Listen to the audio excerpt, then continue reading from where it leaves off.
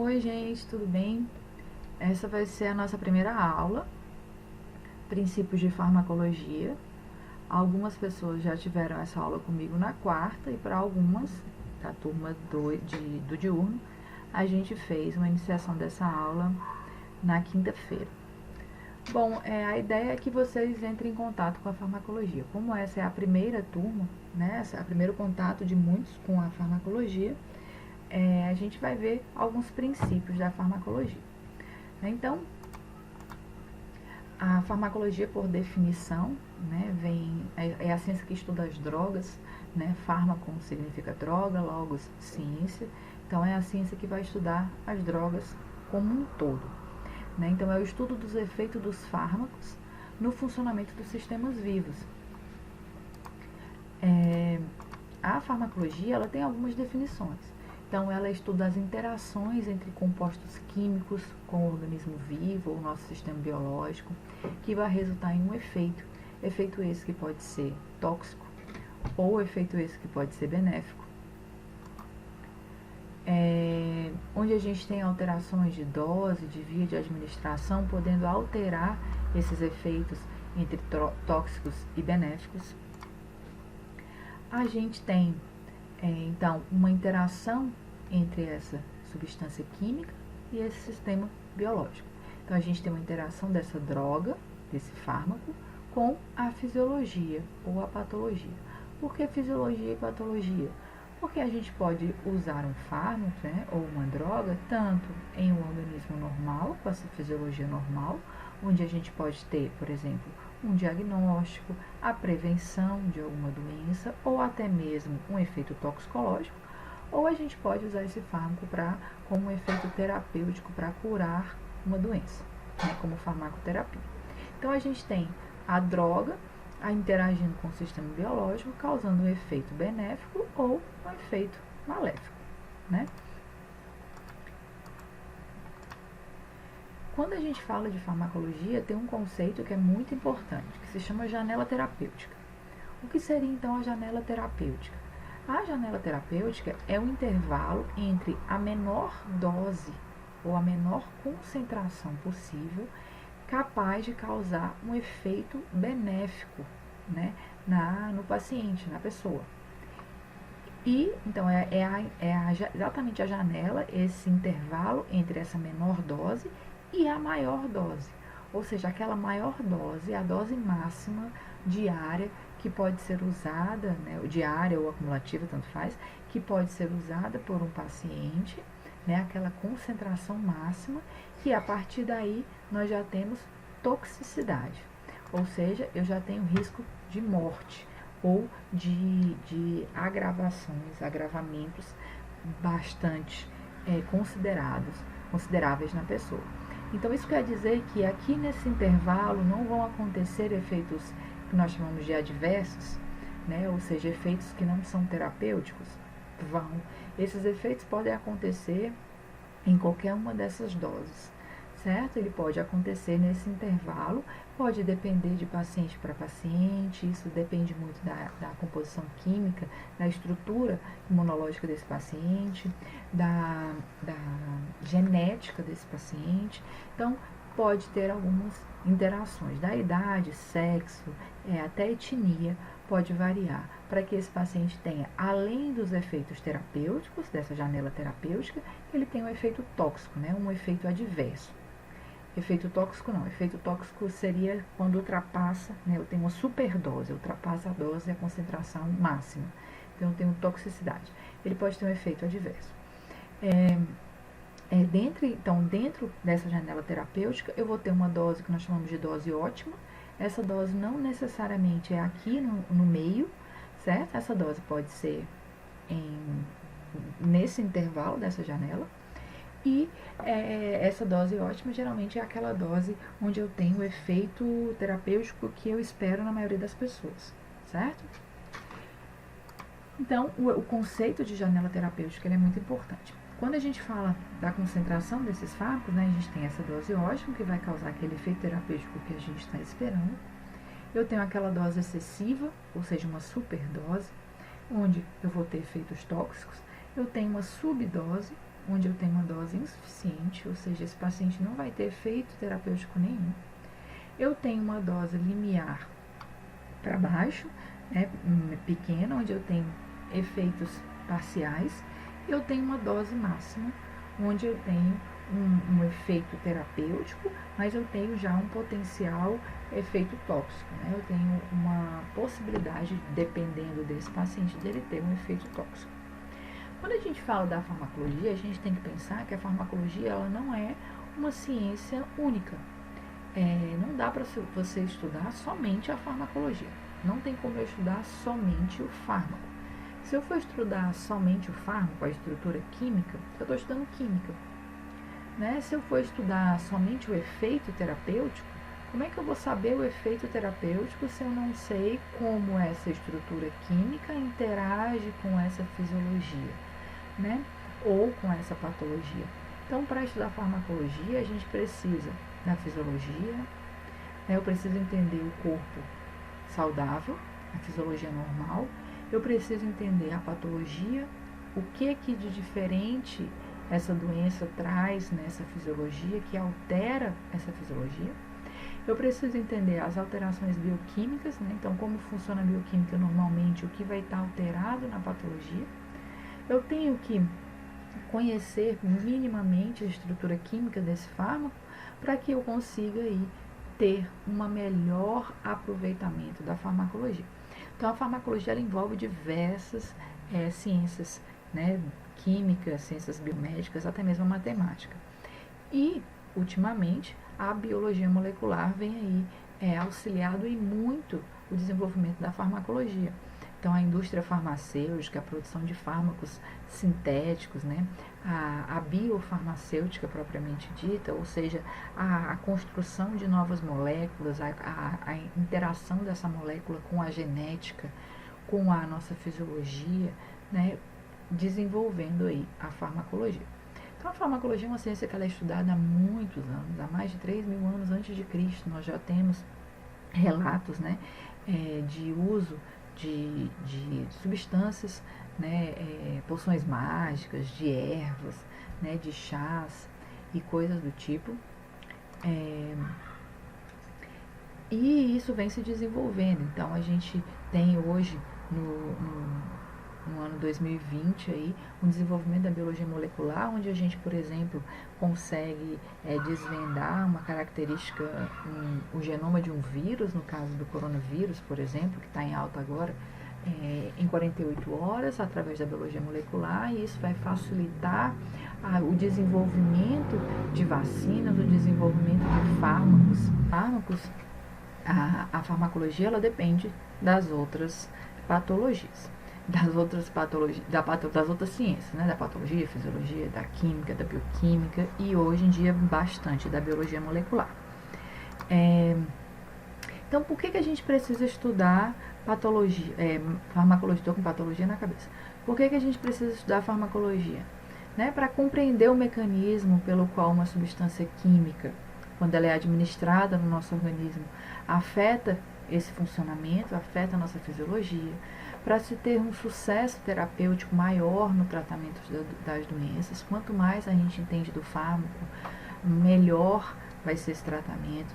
Para escolher o fármaco mais adequado para certas características fisiopatológicas, para garantir que o fármaco atinja concentrações adequadas dentro do nosso organismo. Então, quando a gente fala de farmacologia, a gente tem que pensar no sentido que a gente está, na pesquisa da farmacologia, a gente está pesquisando um fármaco que ele seja ideal. Quais seriam as propriedades de um fármaco, de uma droga ideal?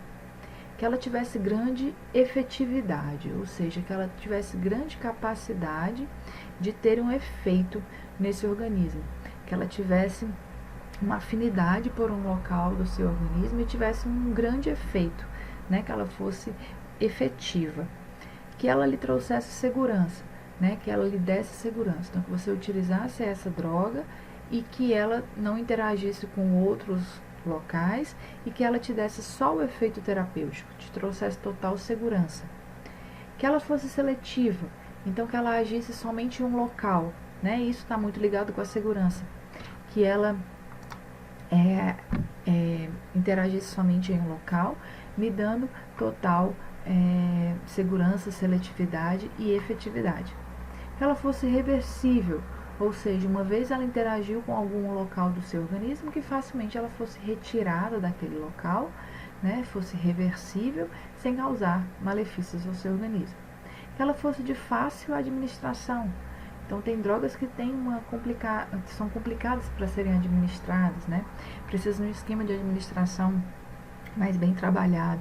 Então, que ela tivesse essa facilidade de administração, com o menor número de interações entre outros medicamentos, entre alimentos possível, né? E que ela fosse isenta de reações adversas. Então, essa seria uma droga ideal, né? Que ela entrasse no seu organismo, fosse facilmente retirada, fosse somente em um local, fizesse somente aquele efeito fosse terapêutico, que ela fosse facilmente administrada para o seu organismo, que tivesse a menor interação possível com outras substâncias externas, né, alimentos ou outras substâncias do seu corpo, e que não lhe trouxesse nenhum efeito adverso. Seria uma droga ideal, então seria o que a gente procura na farmacologia. Então, falando um pouco da história da farmacologia, só para a gente entender que a farmacologia, como eu já falei, ela vem sendo estudada há muitos mil anos, né? Então, a gente tem estudos de farmaco, a origem da farmaco aí, com os produtos naturais, com as crenças religiosas, há 3.000 anos antes de Cristo, né? O uso de óleos essenciais, o uso de ervas, né? Então, de chás, de cataplasma, né? Feito de plantas, de produtos naturais. Então, por exemplo, em 1500 a.C., no Egito, já tinham 700 drogas documentadas, né? Ou seja, eles já tinham escritos substâncias que serviam, plantas que serviam para isso, para aquilo, né? Misturas. Em 1100 a.C., na China, a gente já tinha um compêndio que chamava Matéria Médica, que já tinham 52 prescrições, ou seja, tinha a forma de utilizar, a forma de tomar aquele medicamento, né, como deveria ser tomado, como deveria ser ingerido, administrado. E a partir dos anos do século XIX, do século XX, a gente teve o crescimento da indústria farmacêutica, a gente teve a aspirina como um dos primeiros fármacos sintéticos a serem produzidos. Na década de 20, de 30, descobrimos vitaminas, vacinas, teve um maior desenvolvimento da química orgânica, um maior conhecimento da estrutura química dos fármacos, teve a descoberta da penicilina por Fleming. Aí nós temos década de 40 e 50, com a era dos antibióticos, né? Onde a gente teve a descoberta da estrutura do DNA, da biotecnologia, né? Desenvolvimento de técnicas onde a gente conseguia ver uma relação entre a quantidade o quanto de atividade tinha relacionado com a estrutura daquele fármaco, né? Com a quantidade de estrutura. A gente conseguiu começar a ter estratégias racionais para descobrir novos fármacos. Então, o fármaco não era descoberto mais por um acaso, a gente tinha como pesquisar de uma forma racional a descoberta desses fármacos, né? O uso de computador facilitando tudo. A década de 80 e 90, o desenvolvimento, né, da imunologia. A imunologia também hoje tem está muito ligada à farmacologia, né? Então, a descoberta do HIV, da AIDS, da doença, onde a gente teve um grande também crescimento de pesquisa nessa área, da virologia. A gente teve um aumento do mercado farmacêutico com algumas drogas que surgiram, como o Viagra, que foram uma explosão. Desenvolvimento de química combinatória, combinação de fármacos para melhorar o desenvolvimento, tipo a amoxicilina, com o que eu acabei de esquecer, o clavulonato de potássio, desculpa, né? Então a gente teve algumas combinações assim, melhorando a saúde dos pacientes. Então a gente teve a robótica, a automação, a descoberta de novos fármacos, e no século XXI que a gente tem é a programação, né? Agora a gente tem que fazer com que esses fármacos sejam cada vez mais seguros. A gente tem um alto desafio de controlar as pragas na agricultura, né? tratamento de doenças recém-identificadas. Mamãe. Desculpem o mamãe aí. Então a gente teve o controle das pragas, né? A gente tem que ter um maior controle das pragas, um aperfeiçoamento do tratamento de doenças existentes, doenças recém-identificadas. A gente está aí com o Covid-19, né, o coronavírus, que nós precisamos rapidamente identificar uma forma de barrar o crescimento desse vírus, dessa doença. Combate à resistência a um fármaco que já existe, como é o caso que a gente enfrenta com os antibióticos, né? Então, a gente vem desafiando, tendo vários desafios aí para ter um planejamento racional para a descoberta de novos fármacos. Então, antes eram descobertas por acaso. Então, hoje, para ajudar nesse planejamento racional, a gente tem a modelagem computacional, que nos ajuda a ver a estrutura química, interagir com alguns com arquivos que a gente já tem estruturado de fármacos, né, de estrutura químicas que agem em determinados receptores. A gente tem as técnicas de relação estrutura-atividade com quantidade também, a modificação molecular e por aí vai, para a gente conseguir planejar racionalmente fármacos para determinadas patologias, né? Então, com o avanço desta ciência, surgiu a necessidade de melhorar a qualidade da intervenção terapêutica dos médicos, que naquela época eram proficientes na observação clínica e no diagnóstico, mas eles eram incompetentes quando se tratava da terapia propriamente dita, né? Então, a gente precisava melhorar a qualidade desse tratamento, dessa intervenção médica, e aí a gente tem o desenvolvimento da farmacologia.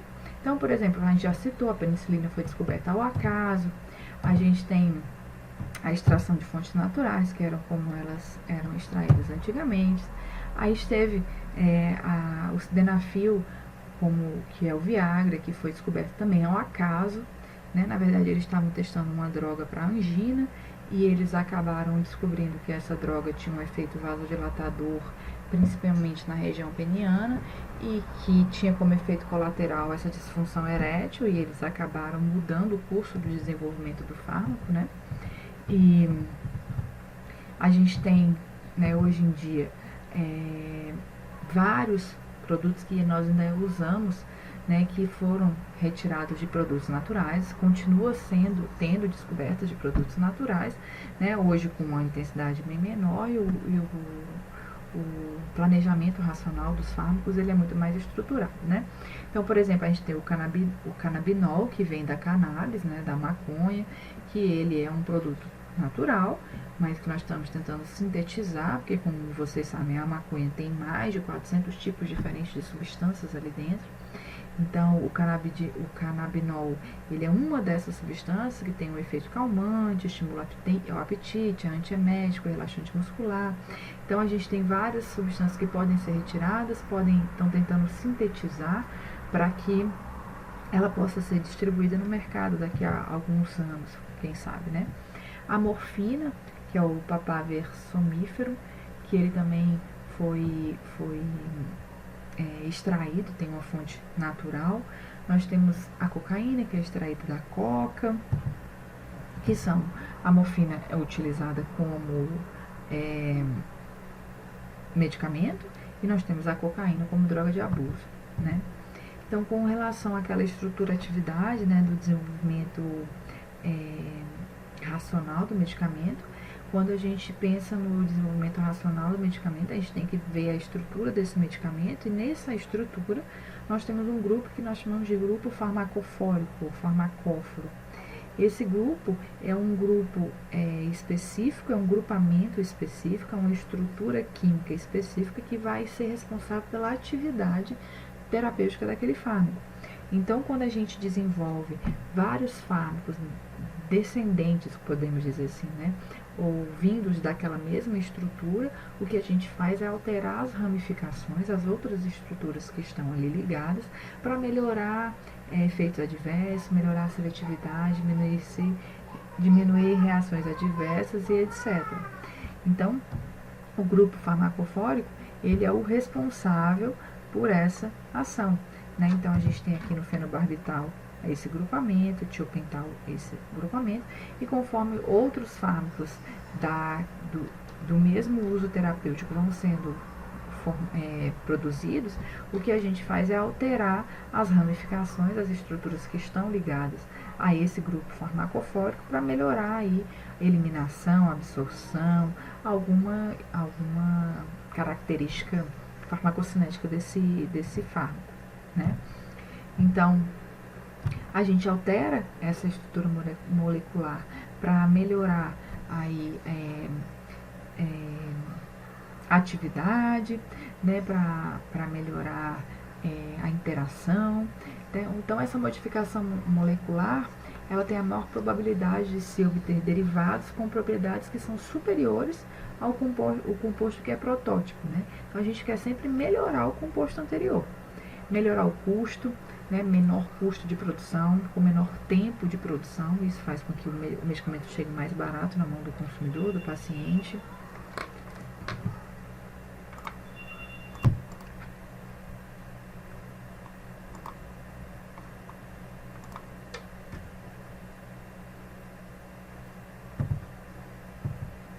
Então, quais são os objetivos da gente preparar fármacos que são similares a um fármaco protótipo, né? Melhorar a potência, ter menos efeitos colaterais, a ação ser mais ou menos prolongada, depende do objetivo que você quer, ter maior estabilidade física e química para melhorar a administração, ter uma síntese mais simplificada para melhorar custos e tal, como a gente já havia comentado. Então, como é que ocorre o desenvolvimento de um fármaco? Vou falar isso de uma forma bem mais rápida, porque vocês já devem ter visto em várias disciplinas. Então, quando a gente vai desenvolver um fármaco, né, hoje em dia, o desenvolvimento racional, você tem que ter uma equipe, né, que vai fazer um trabalho de levantamento bibliográfico, de busca por patentes, né?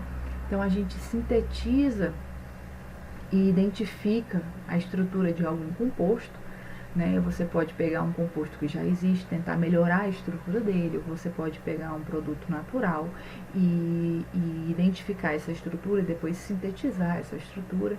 Aí parte para os testes pré-clínicos, onde a gente faz todos aqueles testes em animais, testes para descobrir dose, descobrir farmacocinética, posologia, tudo desses fármacos, e parte para os testes clínicos. Esses testes clínicos são aqueles testes de fase 1, 2 e 3, onde a gente tem numa fase inicial, uma fase 1, um grupo reduzido de pessoas vão participar do teste, pessoas geralmente saudáveis, né? A gente tem uma fase 2, onde eu pego um número maior de pessoas para fazer o teste dos medicamentos, onde eu estou procurando aí efeitos adversos, e uma fase 3, onde eu pego pessoas que têm realmente a patologia e a gente está aí verificando efeitos benéficos. E a fase 5, que é a farmacovigilância, depois que o produto já está comercializado, né? Então, o tempo para a produção de um fármaco, ele pode demorar 15 anos, às vezes 20 anos, né? Para que ele seja desenvolvido até ser comercializado e chegar nessa fase 5. Então, uma entre 1000 moléculas acabam conseguindo, né, vencer esse obstáculo de chegar até a fase 5 no mercado. Então, o custo médio de desenvolvimento de um fármaco pode chegar aí a 500 milhões de reais. Hoje em dia, se a gente for pensar no dólar a 5 reais, esse valor vai quintuplicar, podemos dizer, ou triplicar no mínimo, né? Então, são extremamente caros, né? Então, a fase 1, como a gente já falou, é fase de segurança, onde tem grupos pequenos, pessoas sadias. Fase 2 é uma fase de eficácia, onde você vai ver toxicidade desse fármaco, onde eu pego um grupo maior de pacientes. Uma fase 3, eu já aumento esse número de pacientes. Geralmente, a gente vai dar, alguns vão receber a medicação, outros vão receber o placebo. A gente vai ver a segurança e a eficácia desse medicamento. E a fase 5 é de comercialização, né? Então, a farmacologia, ela tem algumas vertentes, né? Hoje em dia nós estudamos várias partes da farmacologia. A gente tem a farmacogenômica, né? Que ela acaba incluindo a farmacogenética, que ela descreve o uso da informação genética para orientar a escolha da terapia farmacológica numa base individual. Então, eu pego, por exemplo, pessoas que têm a presença de alguns genes específicos que identificam a presença de uma doença específica, um câncer, uma síndrome, através dessa informação genética, eu vou orientar a escolha da terapia. Então, num câncer onde eu tenho a presença, a confirmação de um gene de receptor de hormônio, esse paciente não pode, né, utilizar a terapia dele, tem que ser anti-hormonal, ou seja, tem que inibir a produção do hormônio fisiológico, por exemplo. Certo? Então, a farmacogenômica, ela vai usar essa informação genética para fazer essa terapia farmacológica. A farmacogenética, ela trata exatamente do estudo de quanto essa informação genética, de quanto a genética vai influenciar na farmacologia. Então, ela está dentro da farmacogenômica. Ela nos dá uma estatística, podemos dizer assim, de o quanto é que a expressão desse gene realmente vai influenciar aqui na resposta farmacológica desse paciente. Nós temos a farmacoepidemiologia, que trata do estudo de efeitos dos fármacos no nível populacional. Então, vamos fazer quanto nos países tropicais o fármaco X faz efeito X, né? Nos países da África o efeito é diferente, nos países africanos e tal. A farmacoeconomia, ela está aí andando junto com todas as vertentes da farmacologia, porque é onde a gente tenta fazer um custo-benefício melhor dos medicamentos, né? A gente sabe que tem um faturamento grande aí das indústrias farmacêuticas, mas a farmacoeconomia, ela tenta fazer com que o ramo da economia ou da farmacologia na saúde que quantifica, né, em termos matemáticos, econômicos, o custo e o benefício daquela substância. Então, vai custar X, será que vale produzir essa medicação para tratar uma doença onde eu já tenho vários outros medicamentos mais baratos, né? Então ela vai fazer esse estudo, esse custo-benefício da terapia. Quando a gente fala de farmacologia básica, a gente tem que lembrar, a gente tem que saber que a farmacologia, como eu falei lá no início, ela tanto estuda a parte terapêutica, o efeito benéfico, como ela estuda o efeito adverso, né? A toxicologia, o efeito tóxico. Então, quando vocês forem estudar lá a toxicologia, vocês vão ver que a toxicologia nada mais é do que uma farmacologia onde eu estou utilizando doses além, né, de várias substâncias, e a gente tem, óbvio, substâncias que são usadas somente para ter o efeito toxicológico, né, algumas drogas de abuso, por exemplo. Então, a farmacologia básica, que é a base, óbvio, da farmacologia, ela se divide em duas, em farmacocinética e farmacodinâmica, né? A farmacocinética, ela é o movimento, né, como o próprio nome diz, cinética é movimento. Então, é o movimento do fármaco dentro do nosso organismo. Então, como esse fármaco... Então, a farmacocinética, ela vai estudar aí desde a absorção desse fármaco. Esse fármaco vai ser administrado. O que é administrar? É passar o fármaco do meio exterior para o meio interior, ou seja, para dentro do organismo. Depois que ele é administrado, ele precisa ser absorvido, onde ele vai chegar na nossa circulação sanguínea. A partir do momento que ele chega no nosso sangue, ele é distribuído. Teoricamente, ele pode chegar em qualquer local do nosso corpo que tenha circulação sanguínea. Ele vai ser metabolizado. O que é metabolizar? É biotransformar, transformar em algo mais fácil para ele ser excretado. Geralmente, essa metabolização é para facilitar a excreção. Depois, quando a gente for ver cinética, vocês vão ver que a biotransformação, ela pode também ter outras funções. Então, e após isso, esse fármaco vai ser excretado. A principal via de excreção é a via renal. Então, geralmente sai na urina. Então, ele tem que essa metabolização, essa biotransformação, geralmente faz com que esse fármaco se torne o mais hidrossolúvel possível para que ele saia aí na urina. Nós temos a farmacodinâmica. Dinâmica é exatamente a interação desse fármaco, né? Como esse fármaco interage com o nosso corpo. Então, após ele ser administrado, ele vai ser absorvido e vai chegar em todos os nossos órgãos, ele vai ser distribuído. Quando ele é distribuído, ele vai ter um local específico onde ele vai interagir. Essa interação é a farmacodinâmica. Então, estuda os efeitos fisiológicos, bioquímicos e mecanismo de ação dos fármacos. Então, aqui um resuminho, né? Então, o fármaco ele é administrado do meio exterior para o nosso organismo, ele é absorvido e chega uma concentração na nossa circulação sistêmica e depois ele vai ser distribuído. Quando ele é distribuído, teoricamente, ele chega em todos os tecidos. Uma vez ele atingindo esses tecidos, em algum tecido ele vai ter uma interação, onde aí eu tenho um efeito farmacológico com uma resposta clínica, né? Ou eficácia ou toxicidade. Depois que ele faz esse efeito, ele vai ser metabolizado e vai ser eliminado. Então, ele vai sair do nosso organismo. Então, a liberação do fármaco, né, a forma de administração desse fármaco, ela vai influenciar na nossa farmacocinética, né, porque ela vai influenciar diretamente no processo de absorção e distribuição.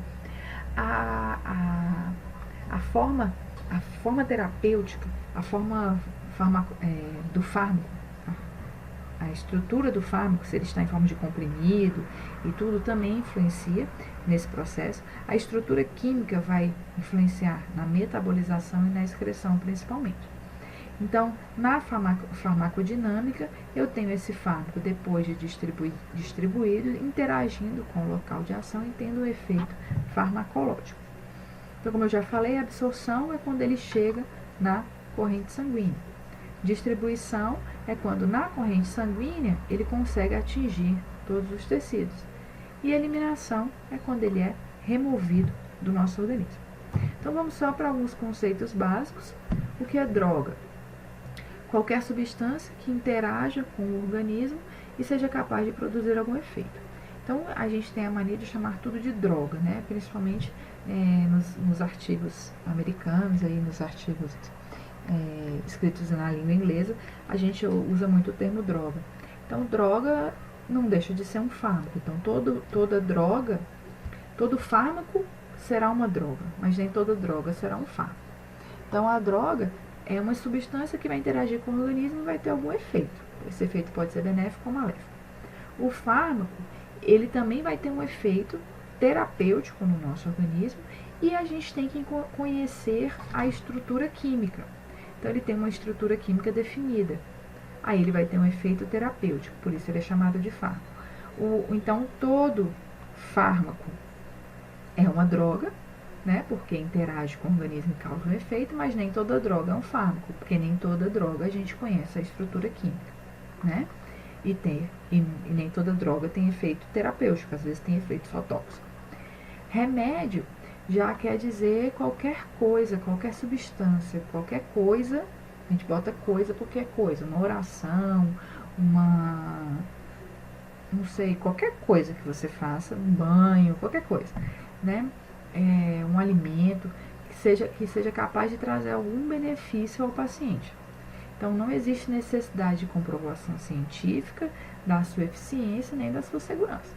Se você foi na rezadeira e ela fez uma reza e você melhorou, é um remédio. Se você toma um chá, é um remédio. Se você toma um medicamento que é manipulado na farmácia com manipulação, é um remédio. Se você toma um medicamento industrializado, um fármaco industrializado, ele é um remédio também, certo? Então, o medicamento, ele vai ser chamado de medicamento quando ele é um produto tecnicamente elaborado para fins terapêuticos, sanativos ou paliativos.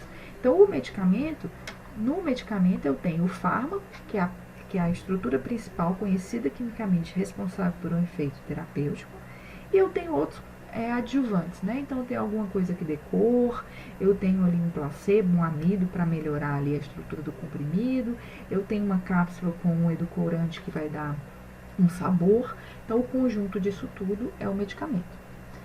O placebo é uma substância que ela não causa efeito nenhum no seu organismo, né? Então ela simplesmente ele é muito utilizado na parte clínica de testes de fármacos, né? Onde você usa um grupo tomando um medicamento que nós chamamos de placebo, que ele é inativo no nosso organismo, não vai ter interação nenhuma, né? E para comparar com o paciente que está tomando a medicação propriamente dita. Então, ele tem um efeito mais psicológico, né?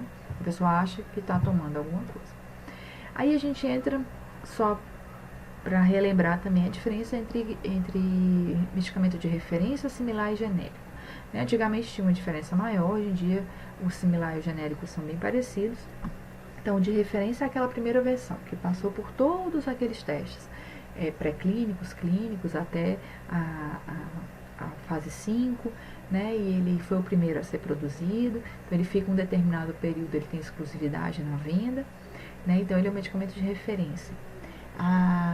Dele a gente produz o similar e o genérico, ou seja, ele vai ser a referência para eu produzir os outros dois, que são simplesmente cópias.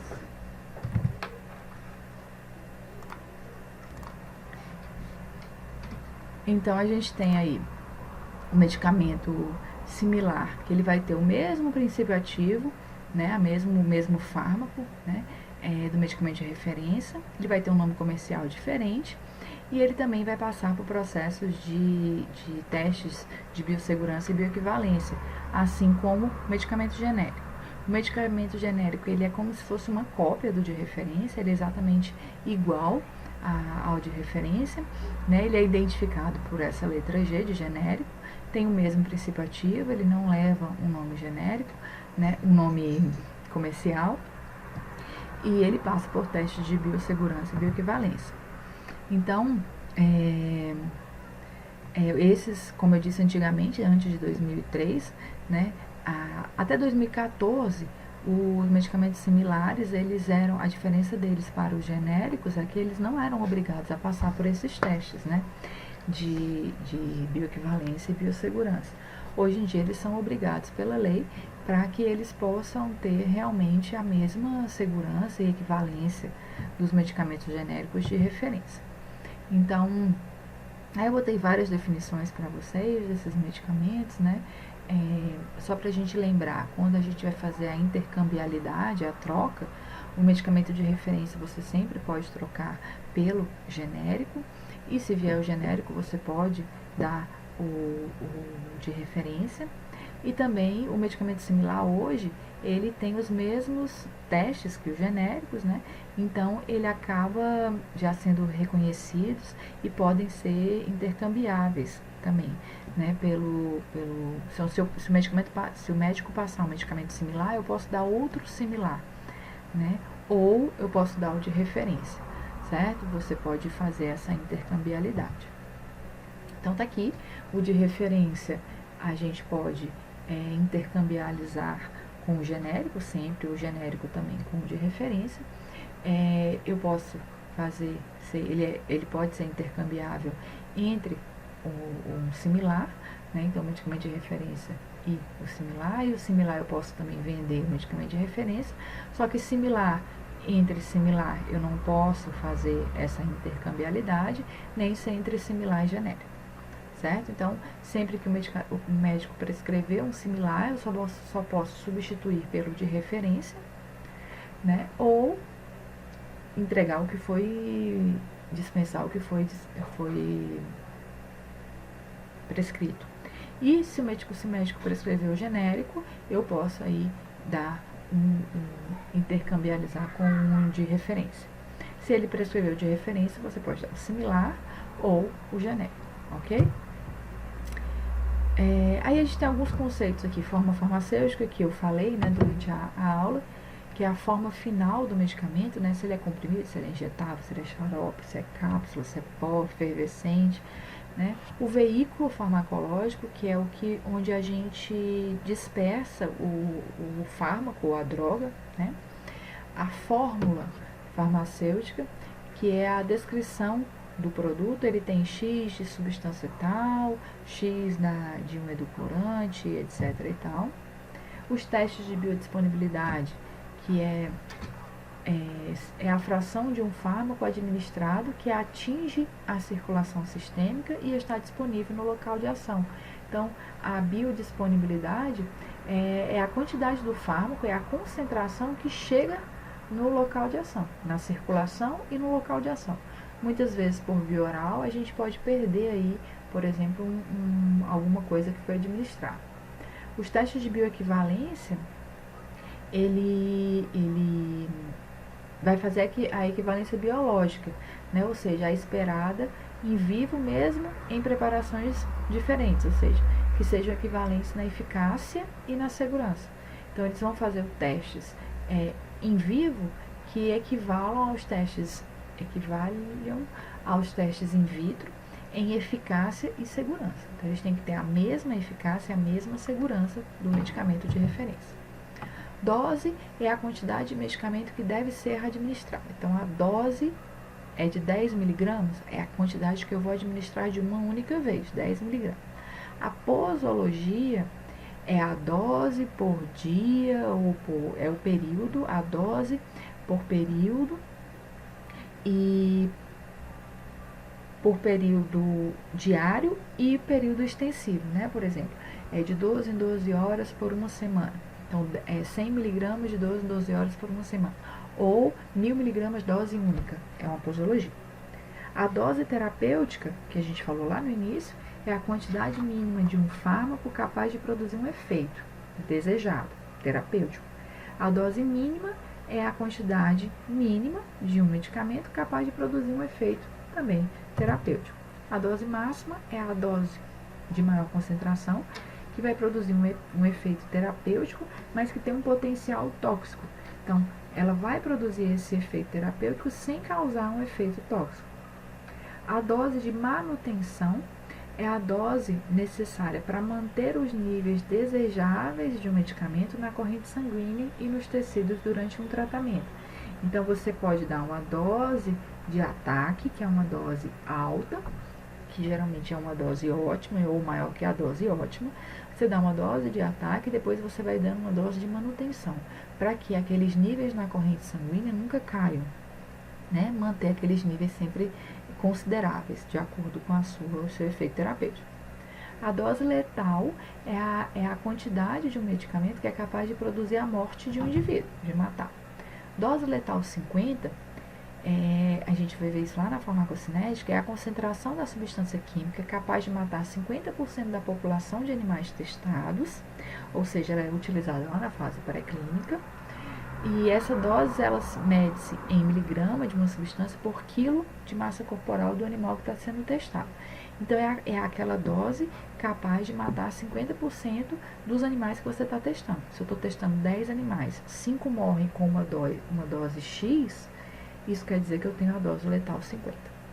O tempo de meia-vida é o tempo necessário para que metade de uma substância seja removida, seja excretada do organismo.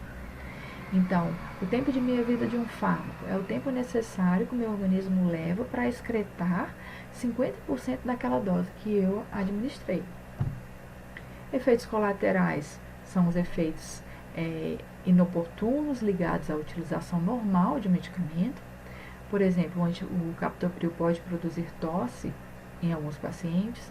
O efeito adverso é aquele efeito nocivo, ele é incômodo, né, como um efeito colateral. Ele é conhecido também como reação adversa. Sua ocorrência não é esperada nem é desejada, né, mas pode acontecer. Os efeitos antagônicos são drogas que, quando são associadas, ou uma anula o efeito da outra, né, ou só uma tem o efeito anulado, e isso vai dificultar o tratamento das duas patologias. Por exemplo, uma pessoa que está com um estágio gripal e ela está com tosse, e ela toma um antitussígeno quando ela tem uma tosse cheia, né? O que a gente chama de tosse cheia é aquela tosse com muita secreção. Então, ela toma um antitussígeno e um expectorante. O antitussígeno, ele vai fazer com que ela pare de tossir. O mecanismo de tosse dela vai ser parado, O expectorante vai fazer com que ela aumente esse processo de tosse para que ela consiga colocar para fora toda a secreção que ela tem. Então, um anula o efeito do outro. Ação local é quando ele age num local, né, naquele local que ele foi administrado, geralmente. Ação sistêmica é quando ele age no organismo como um todo, né. Especificidade, que a gente fala, a capacidade do fármaco reconhecer apenas um receptor, ele é específico daquele receptor. Aí vale a gente lembrar que isso vai ser enfatizado na aula de farmacocinética, que nenhum fármaco é totalmente específico, né? A gente viu lá na droga ideal, que se um fármaco tiver uma especificidade, alta especificidade, ele é um fármaco ideal. A afinidade de um fármaco é a tendência que aquele fármaco tem de se ligar a um receptor específico. A eficácia é a tendência de um fármaco que depois que ele teve afinidade, ou seja, que ele se ligou, ele vai ativar aquele receptor. Então, ele vai ter uma eficiência, né, uma eficácia naquele receptor. Uma interação fármaco-receptor é a tendência de um fármaco se ligar a um receptor, que vai ser determinada pela sua afinidade, né, enquanto a tendência de ativar o receptor. Então, ele pode ter afinidade, se liga ao receptor, mas não ativa o receptor. Então, ele é afim, mas ele não é eficaz. Ou ele pode ter afinidade e ter eficácia. Então, ele se liga ao receptor, tem afinidade e ainda causa um efeito de ativação naquele receptor. Então, aqui eu tenho alguns conceitos, isso aqui a gente vai ver melhor na próxima aula. Então, por exemplo, uma droga ela é chamada de agonista quando ela ocupa um receptor, né? Então, ela se liga, ela tem afinidade por esse receptor. Então, a droga se liga ao receptor e ela tem eficácia, ela ativa esse receptor. Ela ativando esse receptor, ele tem uma resposta. Ele vai dar uma resposta fisiológica. A droga ela é chamada de antagonista quando ela também pode ter afinidade a esse receptor, ela se liga a esse receptor, mas ela não o ativa. Então, ela tem afinidade, mas não tem eficácia. Então, eu tenho nenhuma resposta vinda desse receptor. Então, os agonistas causam alterações na função celular, produção de vários efeitos, né, de efeitos diversos. Os antagonistas, eles simplesmente se ligam ao receptor e eles impedem que o agonista haja. Eles não causam efeito nenhum no receptor. Então, o agonista tem um efeito terapêutico, os antagonistas têm um efeito não terapêutico.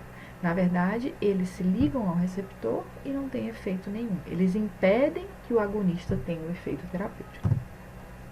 Certo? Então, aqui a gente tem, por exemplo, um receptor, eu tenho um ligante, ele se ligou, se ele tem resposta, né, o agonista se liga, ele tem afinidade, se ligou. Se tem resposta, ele é chamado de agonista.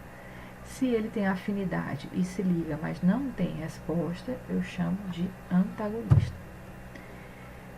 E aí a gente tem conceitos como dessensibilização, que é a diminuição do efeito de um fármaco que ocorre gradualmente quando ele é administrado de modo contínuo ou repetido. Então, isso ocorre bastante nas drogas de abuso, elas vão ocorrendo dessensibilização, ou seja, o fármaco é tão utilizado que esses receptores vão sendo dessensibilizados e você precisa cada vez aumentar a dose. Então, existem alguns mecanismos para causar essa dessensibilização, como o organismo pode perder receptores, eu posso aumentar o metabolismo desse fármaco, aumentando o metabolismo ele vai ser excretado mais rapidamente. O nosso organismo pode ter um processo de adaptação fisiológica, ou seja, ele vai se adaptando àquela droga que é utilizada todos os dias e você acaba tendo que, por exemplo, se for uma droga que a gente já produz, uma substância que a gente já produz, o organismo às vezes se acomoda e se adapta e para de produzir, e a gente fica dependente de uma via externa. E eu posso ter exaustão de mediadores, se eu preciso, por exemplo, de algumas proteínas, de enzimas, para que esses fármacos causem um efeito, esses mediadores podem se exaurir, acabar, e você acaba não tendo efeito do fármaco. E as vias de administração, para a gente finalizar, que vocês já devem ter visto em várias outras disciplinas, só para a gente relembrar que nós temos administrações por via oral, sublingual, intramuscular, subcutânea, que mais? Retal, cutânea, inalatória, intraperitoneal, intraóssea, epidural, intracardíaca, endotraqueal, intratecal, né, ou intrarraquidiana. Então, nós temos várias vias de administração, lembrando que a via sublingual, por mais que o medicamento não seja engolido, né, ele não passa pelo esôfago, chegando no estômago nem no intestino, ele é absorvido debaixo da língua. Ele é considerado uma via enteral, né? As vias enterais são aquelas que passam pelo nosso trato gastrodigestivo e gastrointestinal, né? Nosso trato digestivo. A via parenteral é aquela que não passa pelo trato digestivo, então ela pode ser intravenosa, intramuscular, subcutânea, transdérmica, né? E a gente tem, então, que lembrar que a via intravenosa, como você administra o medicamento diretamente na circulação sanguínea, ela é a única via que não possui processo de absorção, ok? Por que ela não tem processo de absorção? Porque você já administra o medicamento diretamente na via, na circulação sanguínea, na veia. Então, você parte, a concentração que tem aqui é a concentração que vai chegar aqui na sua corrente sanguínea e a tendência é que essa concentração vai diminuindo conforme você vai metabolizando esse fármaco. As outras vias, intramuscular, subcutânea, a via oral, eles são administrados, eles têm um tempo para serem absorvidos, eles chegam numa concentração ótima na sua circulação sanguínea, começam a ser metabolizados e vão diminuindo a concentração até serem totalmente eliminados, ok? Então, aqui é só finalizando tudo que a gente já falou, a droga ela vai ser administrada, né, por via oral, por exemplo, nas vias entéricas, passa pelo estômago, pelo intestino. Ela pode ser absorvida no estômago, geralmente são absorvidas mais no intestino delgado, e elas chegam na circulação porta, vão direto para o fígado, podem sofrer um metabolismo de primeira passagem, mas elas então chegam na circulação sanguínea, percorrem todo o nosso organismo, todos, dependendo das suas características físico-químicas, percorrem todo o nosso corpo. Elas então são metabolizadas para serem excretadas, né? Excreção pode ser por via renal. Quando elas estão no nosso organismo, quando elas se encontram livre no nosso organismo, elas têm então uma ação. Se elas estiverem ligadas às proteínas ou a qualquer outra molécula, elas não conseguem interagir, certo? Elas precisam estar livres para ter afinidade pelos receptores, interagir e ser um agonista, ok? Então aqui a gente tem via sublingual, intramuscular, né? Pulando algumas etapas. Via retal, que também pode ter uma ação local ou ela pode ter uma absorção, certo? Geralmente a ação é mais local, a absorção é mínima. E é isso. Isso aqui tudo a gente vai ver melhor na aula de cinética, ok? Então a gente termina por aqui. Próxima aula a gente vai começar com a farmacodinâmica propriamente dita, com os receptores, ok? Bom dia, boa noite para todos.